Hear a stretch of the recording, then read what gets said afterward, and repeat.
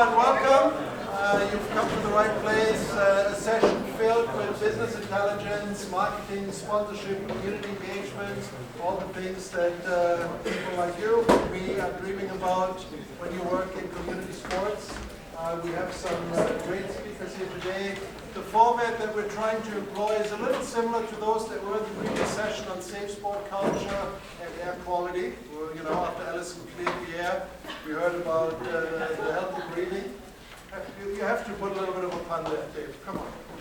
And so we will do a similar format here. It's quick fire, 4 speakers, about 10 minutes in duration each, and then we'll do questions at the end and try to somehow magically keep it within the hour that we have allotted so you can still make it to the next session on time. So just by way of quick introduction, I will try to keep it short and sweet. The gentleman to my right, Patrick Baker from our partners at Toronto FC, will kick us off.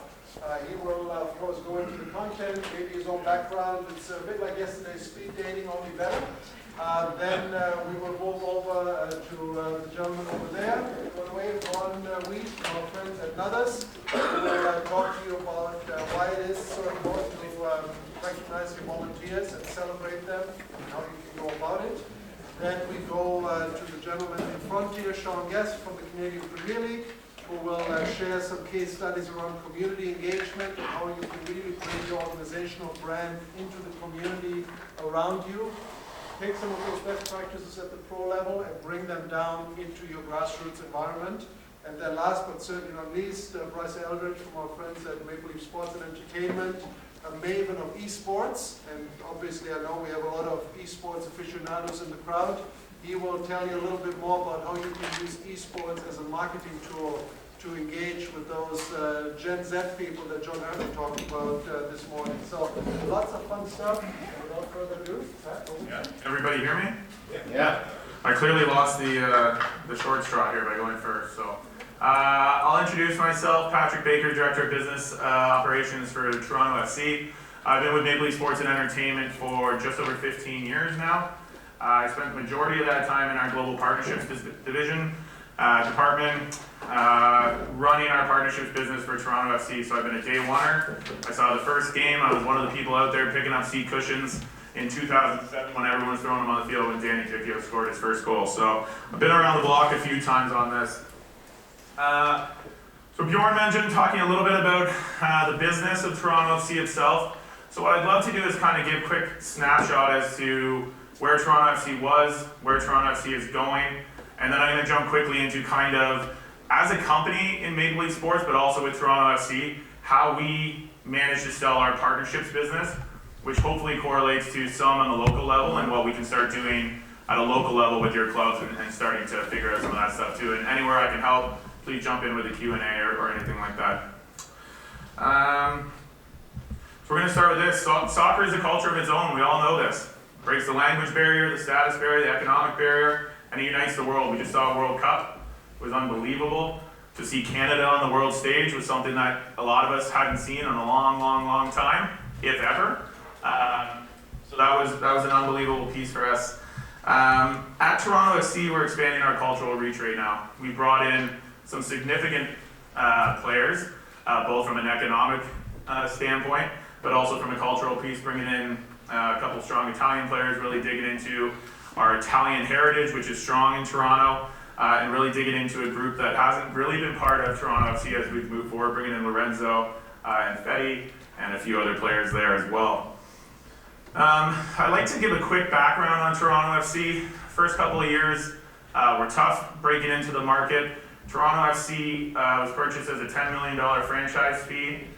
St. Louis just purchased their team. They'll be the 2019 this year for over $400 million. TFC is now valued at over $700 million. And LAFC was just named the first billion-dollar franchise in Major League Soccer. So since 2007, Major League Soccer has grown larger than any of the 5 major sports in North America, and we only expect to continue to see that grow. For 2016 to 2020, Toronto FC is the winningest team in Major League Soccer, winning 9 trophies, 1 MLS Cup, 3 Eastern Conference Championships, and 5 Canadian Championships, or that's 8 trophies. And we currently A lot of people forget because of the pandemic in 2020, we were first sent to Orlando for a tournament and then played out of Hartford in empty stadiums. We were one game away from winning the Supporters Shield that year as well. We are not in a rebuild right now. We see it as a retool. We believe we have the strongest starting 11 in all of Major League Soccer right now, and are currently continuing to work on our depth, because as we'll see, there are a lot of new competitions coming into the world of soccer here in North America. But before I get to that, the rise of Canadian soccer. Like I just said, we've seen it all. So as I talked about us bringing in our Italians, we've also brought in a number of Canadians into our team as well. Richie Larea, Jonathan Osorio, both homegrown players with TFC originally. We brought Richie back from a loan, and we brought back Mark Anthony Kay, who started in our academy. We had sent him to somewhere else in MLS to play with LAFC, and then we brought him back now to continue to build the mainstay of our Canadian piece of our roster as well. We just signed a couple more homegrown players last night. Kobe Franklin has joined our team as another Canadian on our roster. It is something that is very important to us to continue to build Canadian soccer. And as we all know, the Canadian men's national team was mainly comprised of players from Ontario.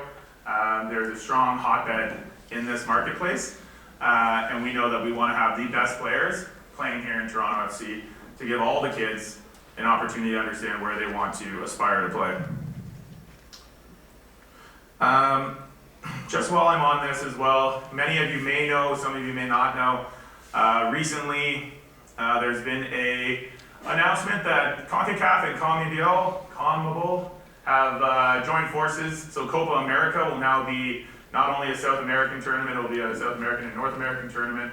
So Canada, US, Mexico will all join the fray. This is a massive piece for the growth of Canadian soccer as well, to continue to grow the competition that these teams will play against, with the likes of Argentina, Brazil, you name it. I won't dive too deep into this one. I think we all know a lot of this. It's a game that resonates with everybody here in Ontario. The way that we see our numbers when we are out pitching is there's a million number of registered soccer participants in Canada, 500,000 in Ontario. 1 in every 4 households has got somebody playing soccer in this province. It's the #1 most participated sport in the province and in the country. It's one of the most affordable.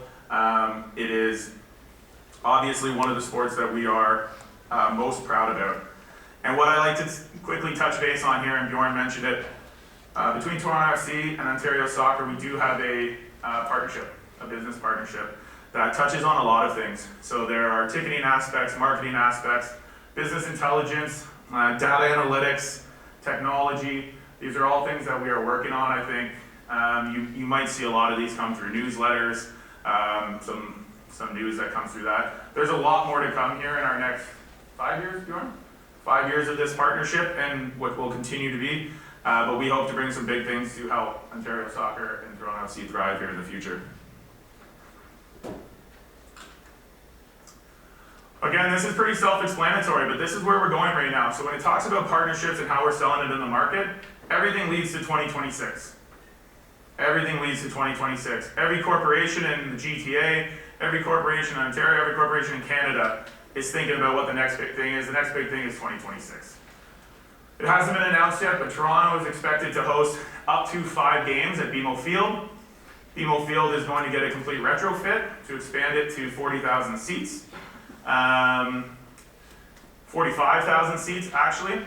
But as we are working through all of our partnerships right now, it is all about how do you get your share of voice in the market leading into World Cup. You obviously can't market World Cup. You can't say that you're a partner of World Cup, but you can be a part of soccer in this province, in this country, and you can start have your share of voice towards 2026, which is going to be the biggest event in this continent. Okay, so Toronto FC itself. This is a new TFC. We brought in the likes of Lorenzo Insigne, Federico Bernardeschi, Mark Anthony Kay, as I mentioned, Sean Johnson, Matt Hedges, Jonathan Osorio, Richie Larea. This team is built for success now. I mentioned our 5 years from 2016 to 2020. We saw a blip during COVID. We expect to go back into our 5-year window right now. This is our 5-year window of success right through 2026. So we built a plan coming out of 2021, a 5-year strategy on how we get ourselves through 26 and into 27. And we like to continue to see ourselves. I talked about LAFC becoming $1 billion club. That's where this franchise is. That's where this franchise aspires to be, and that's where we're looking to get to by 2027 as well. So there is a ton of work to be done, but bringing in players who have won the Euro Cup, who have played in World Cups, who have a sense of aura in a community that we've never been able to be in before is very exciting to us. And TFC, as I suggest, built for success on and off the pitch. We compete for 5 trophies. So we compete for the Supporters Shield, for MLS Cup, for the Canadian Championship, the CONCACAF Champions League, which Seattle won last year as the first North American team to win the CONCACAF Champions League, and then the Club World Cup, which is what we would aspire to win, which Real Madrid just won. So that would be unbelievable. No one does it quite like our fans. Many of you, I'm sure, have been down to games, and there are so many opportunities if you are club directors or club coaches or whatever it might be to get down to games. My colleague Tiago right here runs our group ticket business, all of our on-field experiences, tours, all that kind of stuff. They have a booth downstairs if you're interested in talking about it. But there are so many opportunities, not just based on our partnership, but just based on ourselves being in Ontario, being a Major League Soccer franchise, to be able to give experiences to the kids at all of your clubs and really build something around Toronto FC and whatever your local club might be. And then this is a little snapshot of what we like to show partners. This is just a quick snapshot of a few stats. 48% of partners see an increase in consideration when they partner with us. 44% agree that being partnered with us demonstrates a brand of high quality. Those are big numbers. 7.4 million total TFC fans from coast to coast, with 4 million of them residing right here in Ontario, which is our target market. These are fans. We like to break these segments out into a number of things. There's fans, there's the hardcore fan, there's all these kind of things, so they're broken out into different segments, but from a straight fan standpoint, 4 million fans here in Ontario. And from a partnership standpoint, we build every single partnership tailored to the client that we're talking to. So the first meeting we ever have with a client is asking them to tell us what are their needs. You tell us about you, we're going to go back and we're going to find out how we can tailor a partnership with that, and then we'll work together to create the right partnership. It is a very dynamic situation and fluid between ourselves and our partners. While we may have contracts, and Bjorn can speak to this as well, while we might have contracts on paper with signatures, we work to do the best thing for our partners and our brands. And if this asset isn't working for this person, then there's opportunities to always kind of make changes and all that kind of stuff within a partnership.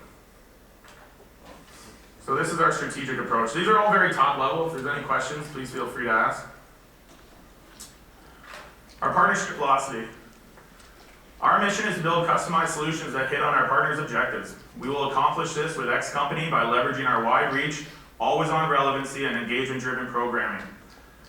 Partner will succeed by providing value back to his fans, clients, business partners, and key stakeholders. That is a very vague and top-level comment on what our philosophy is, but it's also very to the point of what we're trying to do. We are trying to make our fans your fans and drive traffic to them and get you business. We already talked about some of these numbers, the impact of the partnerships. And the beautiful part of Ontario, but mainly the GTA and for us, is corporate Canada resides right in our backyard. So there's some great stats here, 323 billion generated annually in GDP, 40% of the Canadian business headquarters, 72 Fortune 500 companies are within 30 minutes of BMO Field. We have an amazing opportunity here in this province to really speak to the top partners and the top businesses available to us. I'm conscious of time here, so. And then this is really just, our roster is made up of globally recognized and iconic partners. So you'll see a number of them sitting there. Now I talk about this at a high level, obviously from a professional sports position, but there's also an opportunity very much so with our partnership with Ontario Soccer. We obviously have a lot of key partners. We have similar partners. BMO is a big partner of ours, big partner of Ontario Soccer. We will be announcing an auto partnership shortly, which will have dealerships in all your local markets. We want to be able to work with you and your local teams to be able to help you in terms of different partnerships that might make sense to both of us. If we have common partners, we would love to work with you guys to help you in your local market. So if X auto partner has a dealer that you haven't had a chance to get into and be able to talk to, we'd love to be able to kind of bridge that gap and help you guys get that kind of stuff going. So that's very top level, very quick shoot through of kind of what the business is. It's obviously much more robust and a lot more to it. But I don't know if there's questions or we just wait till the end or. Yeah, we wait till the end. But first of all, a round of applause.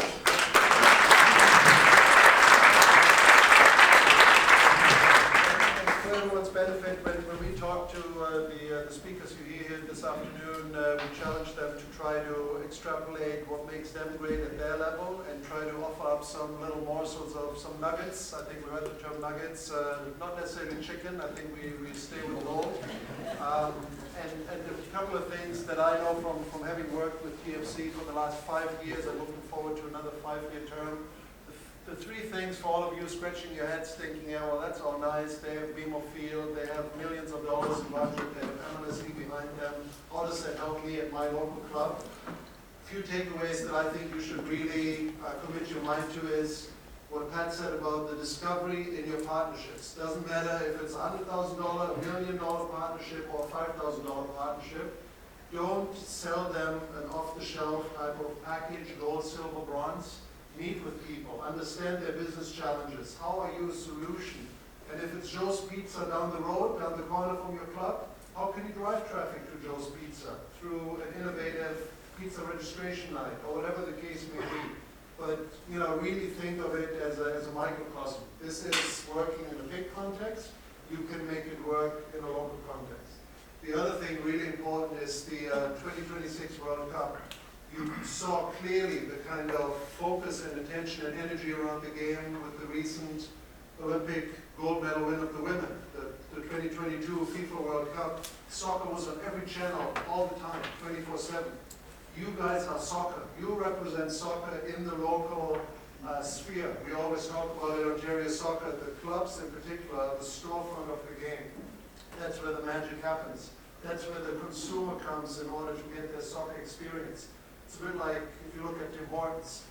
Ontario Soccer might be Tim Hortons HQ. We make sure there's fair trade coffee beans in your coffee and we have great donut recipes. But at the end of the day, the parents and the kids come to you for their soccer experience. And so the stronger the soccer experience is at your level, the more you'll have opportunities to engage partners in that whole situation. So keep some of these things in mind. We'll move it along in the interest of time. We have lots of good content yet to come, and then maybe we have a couple of minutes in the end for some questions. So with that in mind, Ron, we'll bring you up next, please. Ron. A warm welcome for Ron Weiss from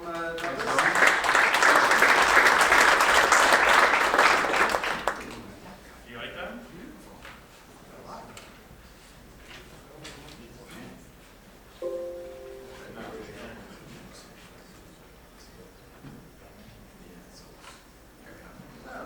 Okay, thanks. guys working together with technology. That can only go right? So. Indeed. I started out in this game in 1998 when my daughter said, "Dad, can I go play soccer with my friends?" And I said, "Yeah, sure." So out she went. She was amazing at what she did. She ended up being playing at the highest level. She was offered scholarships, a great opportunity. That was when soccer was early. And I'm so glad to see that we have the soccer development that we've had, because what that means is that all these little children are running around saying, "There's where I can go. There's where I can go." Now, not all of them make there, but they still have that culture. And so the culture of soccer has grown. And so I'm going to talk a little bit about the culture of soccer in terms of local involvement. Local involvement, for me, involves the parents, involves volunteers. Little question here. I started in 1998 as a volunteer, and I'm still a volunteer. So how many people in this room would consider themselves a volunteer? Hands up. Look around, folks. Lots of volunteers. That's important because volunteers are an asset. And we have to treat them like an asset. We have to work with them like they are an asset. We have to grow them like an asset. And so when the founder of Nothers, Jim, and Jim, just stand up. I know you don't want to do this, but I have to do it anyway. Very few businesses survive 52 years without having a culture. And when I met with him, he was at the Aurora Youth Soccer Club with me. And we were going through exactly the same thing that I'm going to talk about here, which is developing a volunteer plan.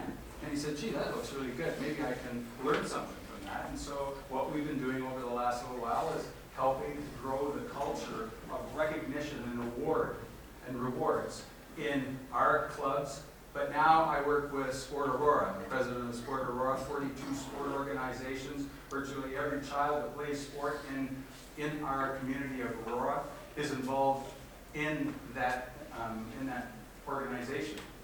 And so we work hard with them on trying to develop their most important asset, which is their volunteers.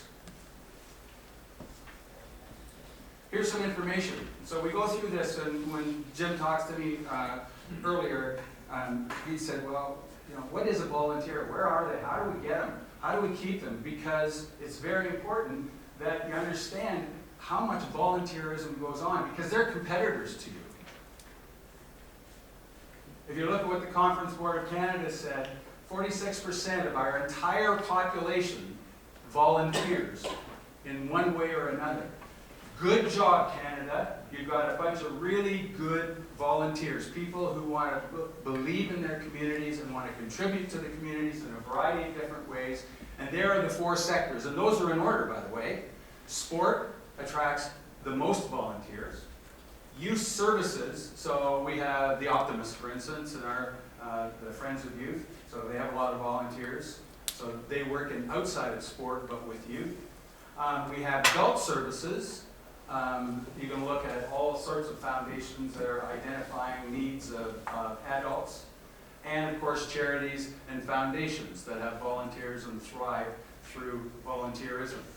So the value of volunteerism is estimated in Canada presently at about $55.9 billion annually, and that's based upon them working your hours that you work only at minimum wage.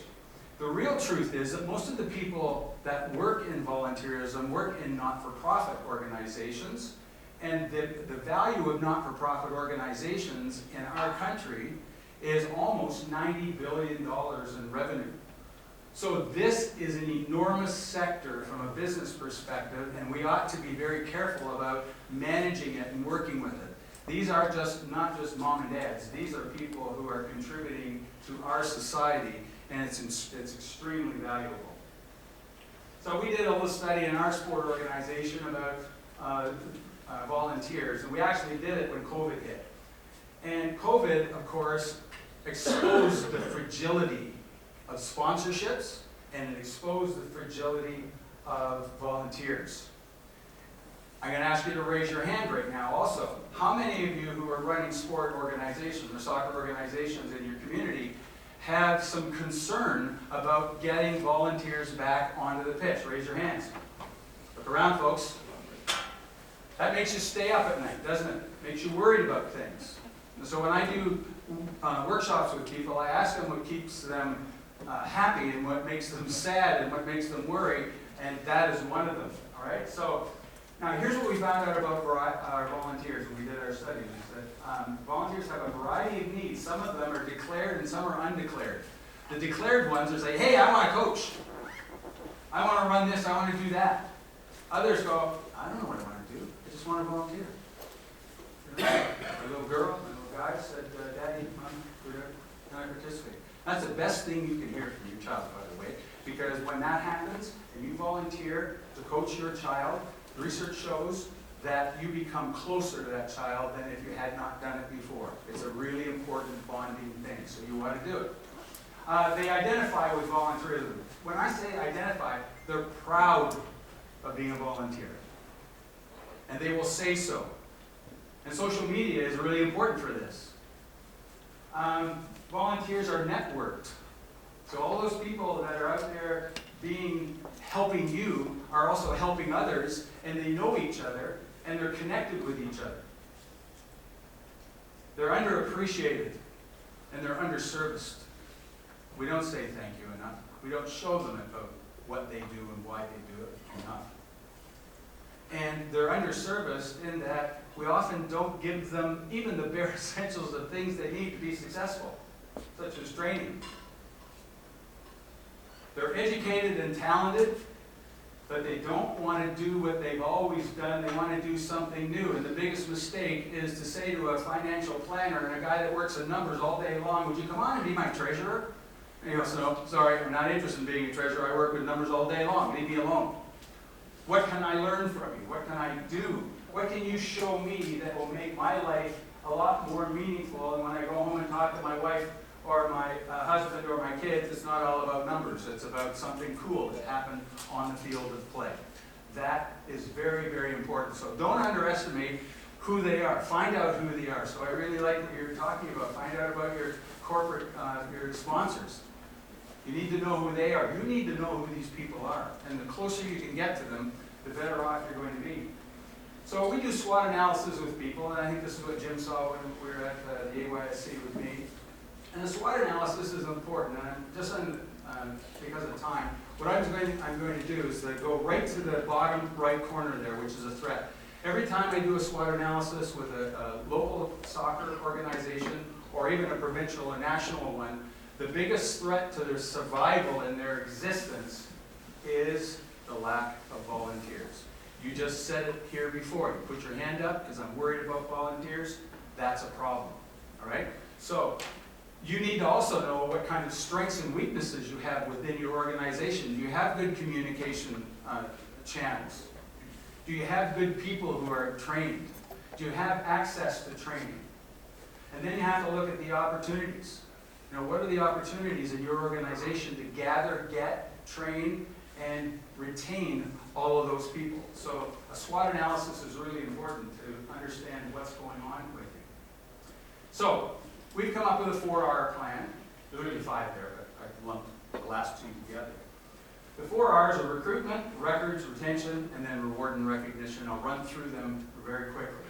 First of all, recruitment is how do you get them in the front door?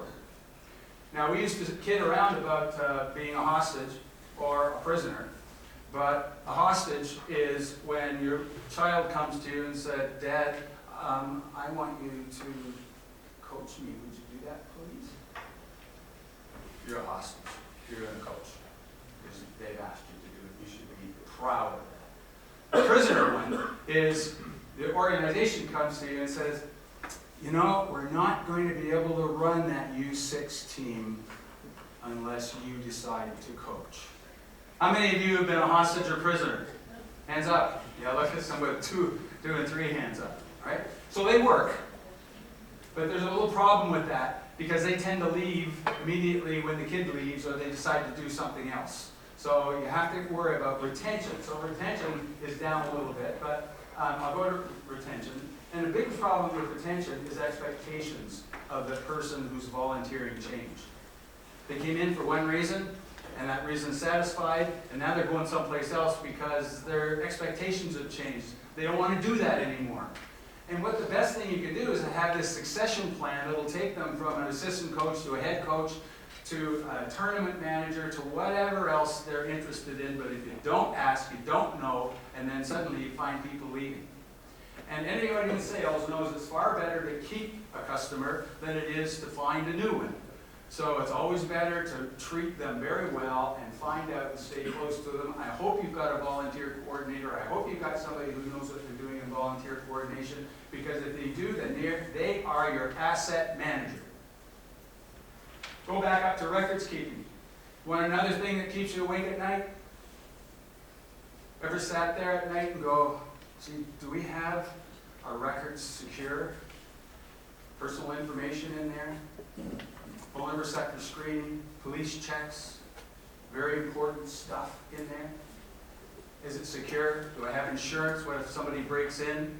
Is it online? Is it secure online? If that doesn't keep you up at night, maybe tonight it will. And maybe you're going to have to think about how you're going to manage your records. Are these things, these records available, and are they current? Geez, all my coaches, have they had their vulnerable sector screening, and when they're going to pop up when they're expired and when they have to do it? Okay, so you can worry about that later on if you like. Now the last thing here is reward and recognition, so I'm going to move to that. That's what I'm really here for on behalf of Nothers, because Nothers has that culture, and I talked about culture before. The culture of this is you need a culture of recognition and develop that inside your organization. So a culture of recognition is this. It's not a medal. It's not a trophy. It doesn't matter if it's crystal or acrylic or what it's used for. The recognition is simply, great job. I've been watching what you've been doing. You're fantastic with those kids. That's recognition. Because at the end of the day, it's a personal thing. People want to feel valued. And you can do that. And it's not hard to do it, but you have to have a culture of doing it. So it's not just the president and the board members and even a coach. It's everybody in the organization has to start saying, attaboy, attagirl, because that's going to help. It fosters the culture of recognition. So because this culture of recognition is endemic with Jim and his crew, and we've talked to the Ontario Soccer Association so many times, Soccer Association says, yeah, that's our culture too. We need this. How do we get it? And one of the barriers, of course, is money in every organization. So what's happened here is the award store with Nothers that worked with Ontario Soccer, and they pulled together a program that will help people enter into a program. So if you don't have a program and you want one, you can get one for half price right now, and all the expertise that goes along with it. And you can get started. And Jim and I were talking just earlier of an experience he's had with a couple of other clubs where there are co-op students. I used to teach at Seneca College, and I know a lot of people in those areas, and they're looking for interns, co-op students. We have a plan that is just ready for them to take charge of and to move through your organization. So I want to encourage you to connect with Jim and us and talk a little bit more about it. The purpose of that program is to aid in the financing naturally, because if you can't afford it, you can't do it. But second of all, we're really looking at best practices. If you think that I know everything, I don't know everything, Jim doesn't know everything either. There are great things going on out there, just as that intern program that he just told me about, that everybody can benefit from. This is work. This is not easy, but it's actually fun when you start developing that culture of recognition in your community. So what we're going to be asking with this is, if you participate in this program, we want to hear from you. We want to know what went well, what didn't go well. We want to try the things that didn't go well, and maybe we can fix them. But more importantly, we want to be able to share the information that happens in Club XYZ with everybody in Ontario Soccer.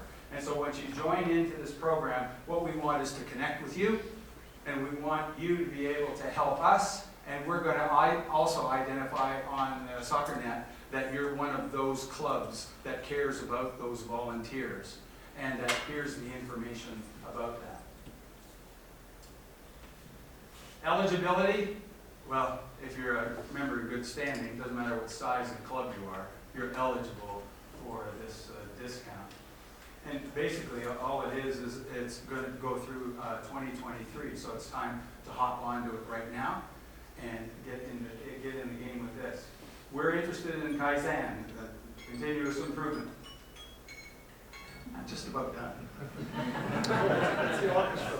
Oh, and so all we're saying is join in, make an application. Jim and his staff will work with you, give you the plan, and let you go. They have a number of these things up here. If you're interested, you're welcome to take the brochures. And after that, questions coming later, there's the guy who's been identified for soccer to be the guru of all of this. So Brad is downstairs, and we're downstairs as well. So I want to thank you for your attention, and I'm sorry I didn't went over by 45 seconds.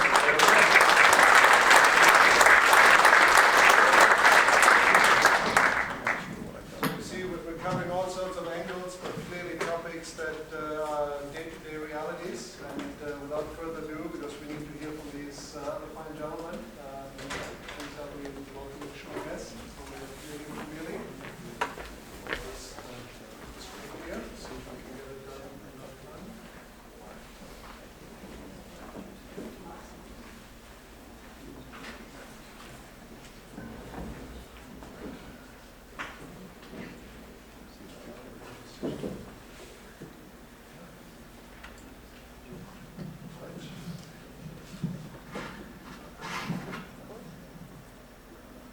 Hi, everybody.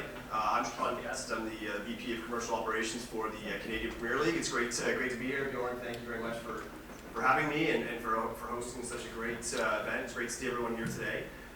Before we get into the presentation, I wanted to chat with you guys about one of our founding partners, the Canadian Premier League, which is Volkswagen Canada. Before we do that, I want to do a little trivia. We've got, because we're in Ottawa, we've got a lovely Ottawa jersey here, athletical Ottawa jersey.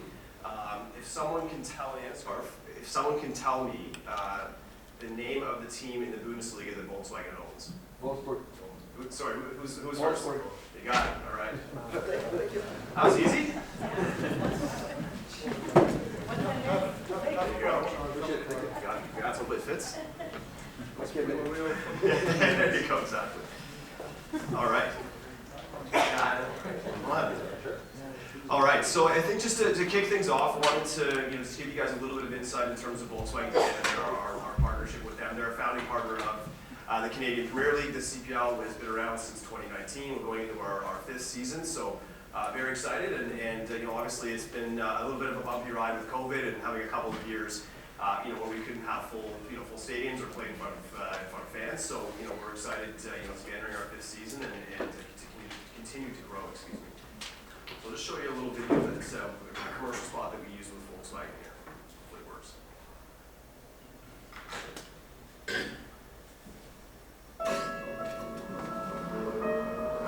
Who's this game for? For those just making their start? Or those with the whole city on their back? For those who are always game? Or those who are pioneers? For those who are chasing glory? Or is it for all of us? Volkswagen. Right. So that spot aired pretty extensively over the Euro Cup in 2020, I guess 2021. So we're very proud of the partnership with Volkswagen, and you can see in the commercial spot their ethos around Be the Change. So I wanted to talk about how they've managed to impact our communities across our ACPL markets. Here. So one of the things that we introduced last year with that was a program called Volkswagen FC Game Changers, and essentially what they were trying to do is how can we create a program that we can roll out across the country that speaks to our ethos around Be the Change and highlight key communities and key community members across the country that are making a difference. So we've introduced this program. It started last year. Andy Petrillo, as you may know Andy, she was the program's ambassador last year, and we had 11 recipients, so a starting 11 of community ambassadors, ranging from current CPL players like Marco Carducci, who had a very public battle with testicular cancer and just his recovery, and him being an advocate for men's health. We had all sorts of different people from walks of life speaking to diversity, inclusion. Working with underprivileged kids across different soccer communities and really making a difference. And there was prize money that was given in their name to their local charities, and Volkswagen was essentially funding that and being the face of the program. And really wanted to try and find a way to give back to the communities that the CPL exists in, and our fans and our leaders in the community. One of the cool things that Volkswagen's done is their tiny car. You may have seen it again at the Euro Cup. We had a similar tiny car that was across the CPL. We really wanted to try and get into all of our communities across the country. And I think one of the unique things with Volkswagen, that sets them apart is that they've really worked with us collaboratively to say, what are the opportunities? What can we do together, as opposed to just saying, hey, we want to do this program. This is what we're going to do, and let's go execute it. They actually worked with us to develop the program. And it was part of this with the tiny car piece as an example. It was the most viewed TikTok video they had on their channel. Like it was 25 million people viewed it. So and you can see the pride themed car that we had across the country. We'll talk about that in a second here. But really spectacular way for them to get into the communities and have different events with the tiny car as part of it. I think diversity and inclusion is certainly something that's that's very important for us at the CPL and our clubs, and I think we worked closely with 3 of our clubs in particular to kick that off last year, and in Calgary, Halifax, and Pacific. So there was donations made to different pride centers in these communities. We had our players be part of the pride marches in Halifax in particular was a really important one. You can see some of the pictures there, and just really making it authentic, right? Making sure that Volkswagen gave a voice to the clubs so they could speak to these things, these issues that we're all facing across the country, not just in soccer. And they felt it was really important. And I think we're going to continue this. We're going to roll this out into more communities this year, and really excited to do that. I think that just kind of in a nutshell just encapsulates Volkswagen's partnership. I think we've worked with them in their local dealerships to get into our community, so it's not just a national program, it also gets into our local communities as well. But just knowing that we're here together, we're partners in Ontario Soccer. What are some of the challenges and opportunities that we all face, right? And I think from a sponsorship perspective, we're all here to be to sell sponsorships and help grow our businesses, and obviously you're no different. And I think that's an important revenue stream for you and for us. And I think we hear a lot of the same challenges that I'm sure you're hearing, right? You guys have a lack of resources to go out and sell sponsorship, right? It's not easy, and that's something that how do we figure that out? There's no easy answer to it, but there's certainly created some opportunities for us at the same time. I think how do you package your assets? You've all got different assets depending on your club, your association, where you are, your location. And how do you do that, right? Is it the gold, silver, bronze kind of old school kind of way of doing it, or is there other ways that you can package your assets in unique ways, and maximize your revenue? And I think ultimately trying to find out. And I think this was touched on a couple of times here already. Just what do the brands want from a partnership from you? Ultimately, what do you have that they want, right? I think in identifying that and making that clear will be very helpful, I think. And I think just having resources or to actually activate. And I think that's a big challenge we're seeing across the board with partners and at the national level as well as the regional level, and just a lack of resources to activate, right? I think everyone, they pay a certain fee to be a sponsor, but then they actually have to pay more over and above that to make the partnerships come to life, and that can be challenging. And we're still working with our partners, and there's no easy answer, especially looking at where we're at economically right now, and a living recession, and there's limited resources. We have to figure out how to make sure that we bring these partnerships to life so that they're successful and that we can renew them and they come back. I think in terms of just some of the opportunities though at the same time, I think it's been touched on a few times. Patrick made this point around just the fact that the growth in soccer is just unprecedented, and it's a very desirable avenue for brands to want to be in. And I think they can access key demographics. I was reading a statistic from Stats Canada the other day. Right now, there's visible minorities make up 27% of our population. In 2041, it will make up 41%. So there's going to be a massive growth. There is massive growth. There was a record number of new Canadians this year, over almost 500,000, of which 1 in 3 are identified as soccer fans. So there's great opportunities with new Canadians coming in to the country, and I think that's what makes our country unique. And I think that I think in parallel with soccer, I think it very much lines up that way. I think there's just an authentic story to be told, around soccer, and I think for partners that want to be, and we're seeing this, with brands wanting to be involved in soccer right now, whether it's with Toronto FC or the CPL, our national teams, people want to be on the ground floor as they see soccer growing, and they want to be seen as authentic, so that when we get to the pinnacle, we get to 2026, they're seen as having been there for the long term and investing long term, and we hope that continues. And one other thing I'll just quickly touch on as well. I just want to be mindful of time here, of course, but it's just listening. What do brands ultimately want? What do they want? And it's as opposed to talking to them about what you have and what assets you have and the demographics that you have. Listen.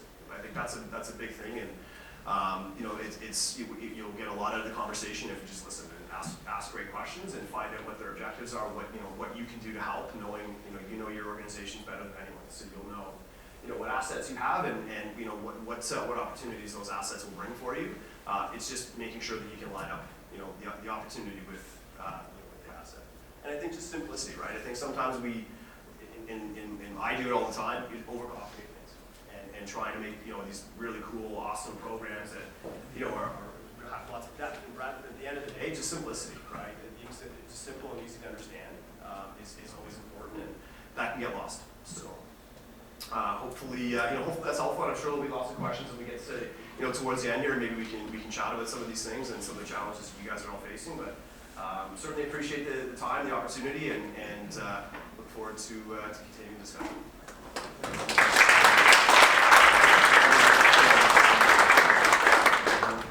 couple of things for you to maybe also contemplate based on what we've seen here. If you put yourself into that opportunity, and we talked about the old adage of gold, silver, bronze packages, park that notion way off to the side. It doesn't work anymore, if it ever did work. But think of things that make you as an organization relevant to your stakeholders, both your consumers, your customers, the parents, the kids, but also the companies that you want to drive sponsorship to. And think about what is important right now. You're hearing lots about safe sport this weekend. You hear some messages around diversity, equity, inclusion. This is not just a fad. This is not just a flavor of the month. This is the new must-do way of doing business. So rather than peddling a goal-level sponsorship package, maybe talk to a company about your new diversity initiatives, or your new, how do you bring gender equity into your programs, and how can they help you? We have a new partnership that you heard about this weekend with BMO. There will be gender equity programming. There will be some youth leadership events that we will host across the province, and we want to talk, when I say we, Ontario Soccer, we would like to engage with some of you in different regions to bring that to life. Because that's a new way of doing business. That's how soccer rises to the occasion and does more than just teaching kids, okay, this is how you pass with your right foot, this is how you pass with your left foot. Well, how about we build some better people in the process and use the power of the sport for that? So, you know, these are opportunities for you to contemplate, leave the old stuff behind, and embrace the new stuff. And on that happy note, talking about new stuff, no better person to close us out than our esports expert. Please join me again in welcoming Bryce Eldridge, please. Thanks, Aaron. I actually just quickly what you just said, I love, because I say that to a lot of people. Like, you guys represent soccer, and obviously that's the tool that you're using to connect with people. But the strategy that you're helping the brand that you might be partnering with achieve is what you just talked about. Like the ability to because these brands they're talking about all these things all the time, right? And BMO doesn't sit here and just say I want to be in soccer. They're in soccer for a reason, and it's all of our jobs to help connect those dots for people. And so funny enough, that's like a very good segue into sort of just why MLSE is in this business. And so you see the words esports and gaming up on the strategy on the title slide here, and just there's a bit of a delineation. Gaming is like a really tough word because it means millions of different things. It's almost like partnerships. Like everybody uses that word to be defined 75,000 different things. In this world, there's esports, which is like the competition that people are literally pro gamers, the way your players are pro athletes competing for championships, trophies, playoffs, prize money, all these different things. And then there's gaming culture, which is just literally the notion that video games are a really important part of so many people's lives. It's this amazingly strong passion point that millions of people are connecting with every day. And it's actually that second part that is the stronger and scalable opportunity. Esports is almost the way that you sort of build yourself the authentic way into the space. It's why we can talk about it. It's why we are able to even be in a conversation. But what we're really trying to get after is that broader, tap into the notion that everybody is gaming, people are loving it. You're seeing changes in media consumption habits every day, generationally, and really at the end of the day, that main point that I have up here is about future-proofing our business. And we're not blind to the fact that the Maple Leafs are one of our biggest and most strongest assets, but it's also a lot of that's founded on generational history. People loving that game and passing that down to their kids and continuing the cycle. We can't live off of that forever. It isn't going to be that way. Maybe it takes a while. Maybe we're talking 50 years from now. Maybe the Maple Leafs win the Stanley Cup this year and we reset the clock and it's another 100 years. But the idea is that you've got to love it. Hey, every time somebody gets up in front of the room, they make a joke about the Maple Leafs. Somebody did it yesterday. Who did it? Yeah, you did it. Harry Carmen. Hey, it's all good. I feel like you said you were in politics before, right? I was in the public service, yes, working. I've seen politicians do it quite a bit. And listen, it works, right? Because as we just learned, I'm in the minority. Big win last night, though. But anyway, so the idea is that okay, we can't just keep doing the same thing that we've been doing and just hope that that's going to continue this business of ours. The Raptors obviously really strong in the championship, capture the attention of a nation, and we continue to ride that momentum. But they're having a tough year right now, and you're seeing some of the ebbs and flows that engagement and fan and audience kind of come to the table. TFC is the same. Won the championship, had a couple of tough years. The pandemic has really drawn our audience away from us a little bit. We've been making some huge swings with player acquisitions, but you gotta win in order to fully continue to grow and engage. So all while that's happening, there's a lot that we can't control there. What we can control is learning about what people's behaviors are like today in terms of where they're sitting, where they're spending their time and their money, and what that might look like for the next generation. We also, while we're doing this, get to create some new opportunities for our partners. I'll touch on a few examples of some stuff that we've done. This also is effectively creating new properties for us that allow us to continue to generate revenue in different ways, test and learn a little bit. Our partners have been wonderful at coming along this journey with us and taking a few different experiments along the way with us. There's actually, I'll get to it in a second, but we did one with BMO and Bjorn and the team in Ontario Soccer that many of you hopefully at least saw and potentially even participated in. Because it was something that we really loved, but we want to make sure that we're continuing to grow and amplify that program. I already touched on this notion that millions of people are gamers. This is an avenue that we haven't necessarily connected with. And while it may seem disconnected from our core business now, there's ways for us to connect those things in because our players are gamers, our fans are gamers, our staff are gamers, and there's a bunch of people who aren't necessarily fans of ours today that are. And bringing that passion over and bringing it back into our ecosystem is the goal. It's a long-term thing.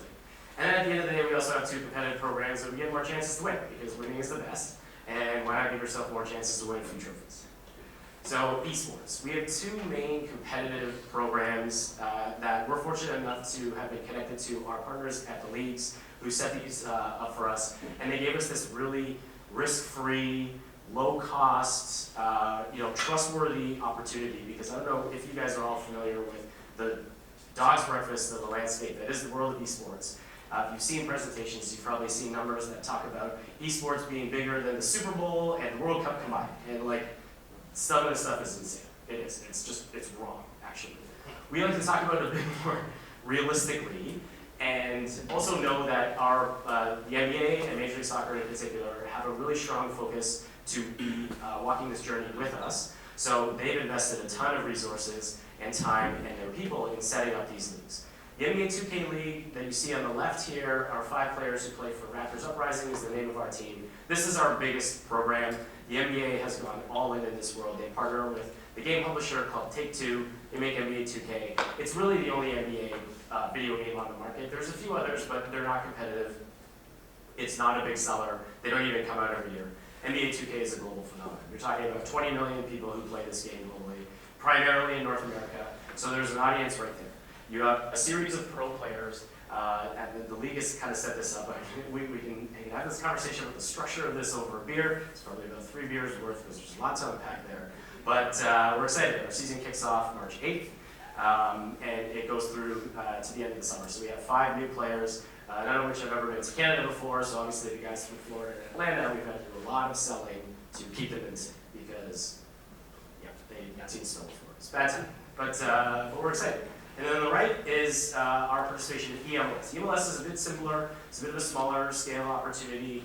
It matches FIFA's, the game, FIFA globally structured league setup where effectively you hire 1 player. That's Nui, aka Goal Machine, who represents Toronto FC in EMLS. There are 3 EMLS competitions that happen throughout the year. They're a combination of online and live in-person events. The 3rd one will be coming up in Austin, connected to the South by Southwest Festival, which is actually a really great stage to be on, to be able to connect to this already well-established tech and innovation-driven festival to see if our boy Nui can take down some of the sort of stronger competitors in EMLS.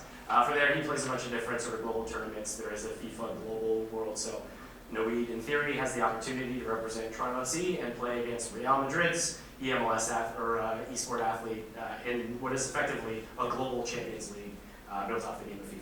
There are hundreds of thousands of dollars of prize money at stake here, and that's where the sort of big thing comes from. I think Nui can stand to make $500,000 this year playing FIFA if he won it, So we're excited to be given this opportunity without having to take a massive swing, like buying into, if you're familiar with any of these, the Call of Duty League, the Overwatch League. These game publishers are asking organizations for $40, $50 million franchise fees. And while yes, we're talking about the future here, I'm also owned by Rogers and Bell, and would have a tough time sitting in that boardroom explaining to them and Larry Tannenbaum why that would be a good use of their $40 million. I value my career, so we're going to stick with what we think works. The most exciting part of our portfolio for me is this new asset that we actually created this time last year. One of the stipulations of participating in the NBA 2K League is you have to have housing for your players in your local market, and you have to have a facility for them to train in. We had actually had this housed out of a house that we rented in the Scarborough Bluffs area. It's a pretty traditional sort of model for content in esports and gaming. You'd actually you'd be fascinated. I guarantee you, at least half of this room has like a kid or somebody who's watched this content, and it's just this like notion that the lifestyle that you can glean off of gaming lets you live in these mansions with your friends, and you're having a bunch of fun. You're making YouTube videos, broadcasting on Twitch, and all these different things. It was great, but there's a lot wrong with that model, especially because these guys play competitive games together. They have hard times. Like they used to have to like play a game, maybe they had a tough loss, and then they all go up to the kitchen and they gotta hang with each other. Terrible for teamwork. Imagine your clubs. You know, think of that. Like after a tough match, they all just go home and hang out with each other. They get to separate. You know, they're also like there's a training regime, right? They don't get to separate. They're home from their office. I love Pat. I've worked with him for 15 years. I don't have to work with him. It's amazing. It's great. The model works perfect. So we got the opportunity to move out of the house, and we rent some condos for them in the city of Toronto. But we took over an unused office space that MLSE owned at Coca-Cola Coliseum. It's where the Marlies play. It's right next to BMO Field, actually. And we created this state-of-the-art gaming facility that can be open 365 days a year, effectively. So 6 months out of the year, its primary focus is the NBA 2K League. Our players play games out of there. They play remotely. Sometimes they travel to Central Market in Washington, and it's like also a very common esports setup where you like play some games remote, then you play on stages for big prizes. We now have the opportunity to run community events. We have the opportunity to do partner activations. I have the opportunity to do any other kind of game that we want to play also, because this isn't about NBA 2K and FIFA exclusively now. Every game is popular in some way. There are so many organizations, schools, universities, just like grassroots esports companies who have set themselves up and they're building their own communities. We're not connecting with any of these people right now. This venue gives us that opportunity to do this.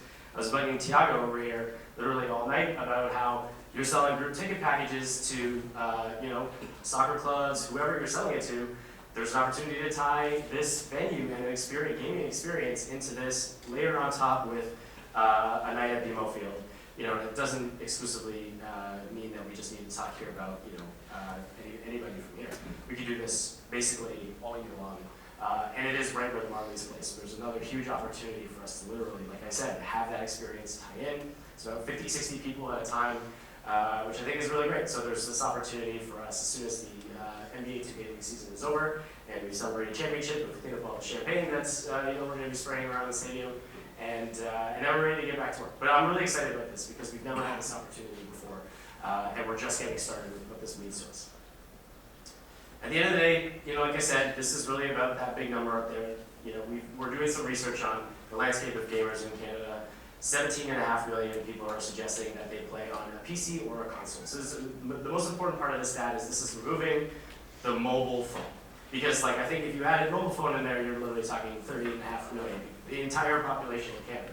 So what we want to do is we want to say, let's separate that, let's identify this gamer that we're actually talking about here. Part of the stuff that we're doing here is you look at this 4 million player number for FIFA explicitly. About 1 million of those people identify as Toronto FC fans. That's 3 million other people who have this game that we have connection to, that we have a strategy to kind of extract from, that aren't paying attention to us right now. They're probably fans of Madrid, Barcelona, United, City, you name it, right? They're soccer fans, they play this game. This is an entry point into getting them interested in Toronto FC, and that's part of the big strategy here. Like I said, our players are gamers, our fans are gamers, and we know that there are so many other people, and we know where they are and what they're interested in. It's really just about making sure that we're also paying attention to this potentially lucrative group. Whether they're lucrative today or tomorrow, doesn't matter. It's really just, this is something that we gotta be paying attention to. So, from a partnership perspective, there's so many different ways that we can do this. It's very similar to all of the things that the partnerships business that Pat talked about would offer to our partners. The one I want to quickly go through, because I'm almost done here, is this last one about combining online and live events. Because Bjorn and I, maybe back in 2018, it was long before the pandemic, we're talking about why don't we do a FIFA tournament with all of your associations.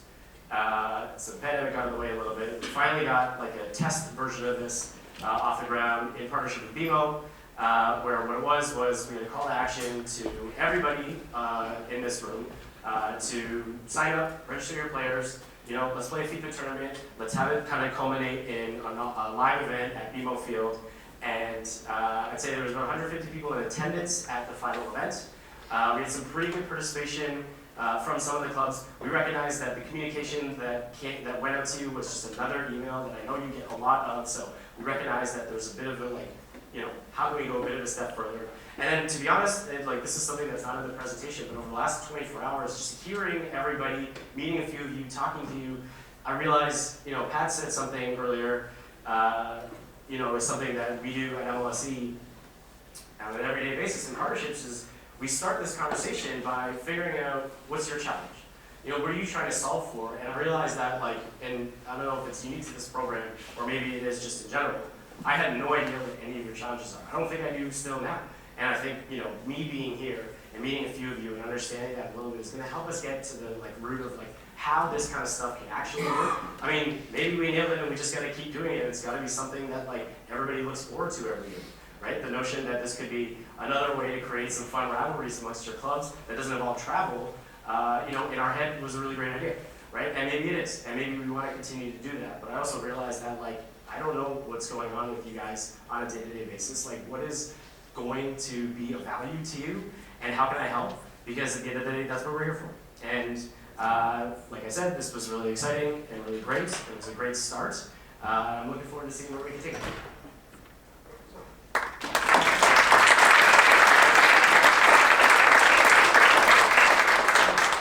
This is usually when you see the soccer broadcast and the fourth official puts up the 5 minutes, there will be a minimum of 5 added minutes extra added on. After this World Cup, it's 14. Oh, well, 24, why not go there? So, just for quick orientation, I hope you took some morsels away from this, especially on something like esports that some of us might not be intimately familiar with. It's hard to cover all the bases in 10-15 minutes. So take it as an invitation to start the dialogue. If you have aspirations or if you think your club audience, your organization might have appetite to get engaged, we have some resources here. We can put you in touch with Bryce and the team. This is the beginning of a potential journey.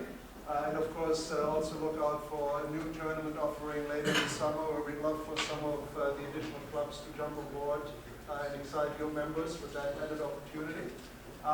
Just from a housekeeping perspective, there is a snack and chat being offered downstairs in the lobby for those of you that feel a little peckish or the blood sugar has that afternoon dip. But I do want to invite our 4 speakers back onto the stage. So if you're thirsting for knowledge more than thirsting for pop, I think we'll keep them a couple of extra minutes. And of course, you might also be locked and loaded for the 3:45 session, which will be back in this room. So if you don't feel like moving, don't move at all. But first of all, have a round of applause for all these speakers.